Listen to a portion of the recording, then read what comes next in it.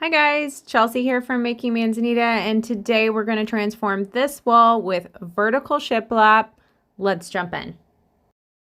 This is the wall that is going to be getting shiplap, and you can see that I've already removed the towel bars, the toilet hanger, and then we did some drywall patching of some holes that were in the wall. For the towel bar, you don't need to worry about getting the texture perfect because it is going to get covered, but you do want to make sure that all of the holes are filled.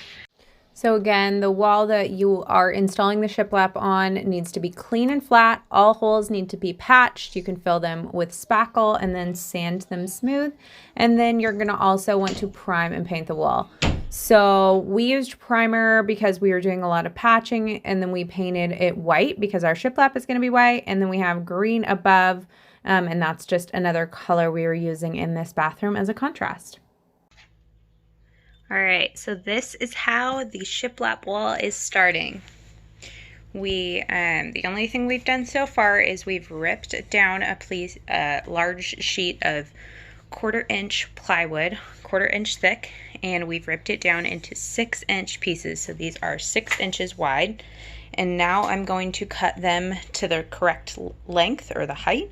And I'm going to use the miter saw to do that. So I'm going to go in and measure how tall I want the shiplap to go, and then I'm going to go ahead and cut all of those. And to rip this down, we used the table saw. But there have been people that I have heard that were able to get their plywood cut down at Home Depot. However, I've also heard people weren't able to get it cut down. Some Home Depots have a rule where they won't cut it smaller than like 12 inches, I think. So it just depends on your Home Depot, but you'll want to get this either cut down at your house or at Home Depot.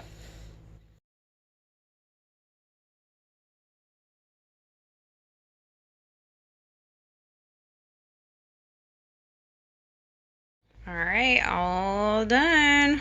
I got them all cut. You can see after I was all done, I lined them up on the miter saw and just cut off the rough ends so that they're all nice and crisp, because I didn't do that before I cut them when they were big. So now I'm going to clear off the workbench, clean up some of the sawdust, and get to priming. Painting or priming shiplap is always easier before installing. So you can see I'm doing it here, and I'm doing it on all sides and edges. Since this shiplap is going in a bathroom, we do recommend this. We are using a solid coat of primer that's made specifically for bathrooms, and then we followed up with paint on all sides and edges. Keep in mind that you will have to touch up the paint. We'll do another coat once it's installed because there'll be nails and stuff.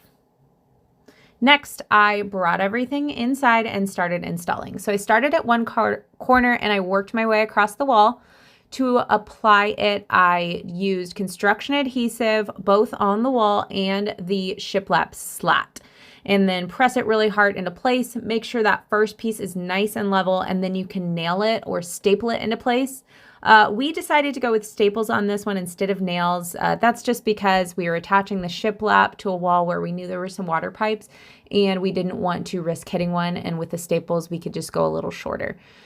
You do also want to add that construction adhesive just as an extra measure if you're using staples that are a little shorter like ours.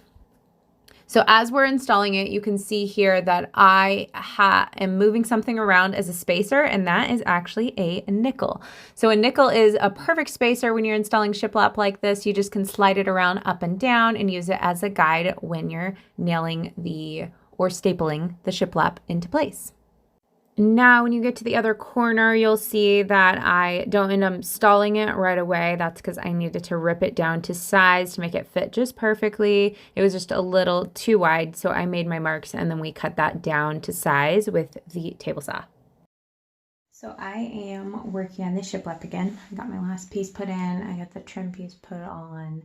And now I just wanted to show you, if you have ever done shiplap in your house, you've probably encountered this, but you always want to make sure when you're installing faux shiplap like this, where it's not actually interlocking, you want to make sure that the color behind your boards is painted the same color as your shiplap is going to be. So in my case, I just did white primer behind all these boards, but then when Logan painted the room, I wasn't clear with him what my plan was over here. And so I didn't like draw him a line or anything on where to stop on the green paint. So you can see here it goes till about here. And if you step back, it's very noticeable, even though it's just this tiny little gap. So if you make the mistake and you don't paint, or you're dealing with just a little bit of overlap, the best thing to do is just get a tiny, tiny little like artist paintbrush, and it's kind of tedious, but I'm just using primer and covering that up. And it looks like I'm probably gonna have to do 2 coats because I can kind of tell on these ones where I've already done. It's not very noticeable, but it's something that will always probably bug you later if you don't take the time to do it now.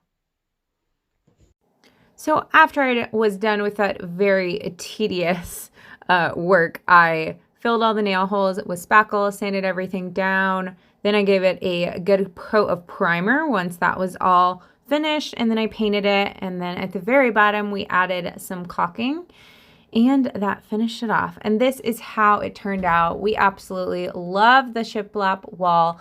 This was our first time installing it vertically, and I love it. It gives it kind of a little more modern look. And we were able to do this for seriously like $30 of supplies. So I can confidently say that this is a very budget-friendly DIY project that is easy to tackle even by beginner DIYers. I hope you guys enjoyed this look at the vertical shiplap wall. If you haven't already, please subscribe to our channel. We share weekly DIY and renovating videos just like this, and then let us know if there's something specific you want to see in a future video. And of course, as always, all of our supplies and links to any blog posts supporting this video will be linked in the video description. And then while you're here, check out this video next. All right, we will see you next week. Bye, guys.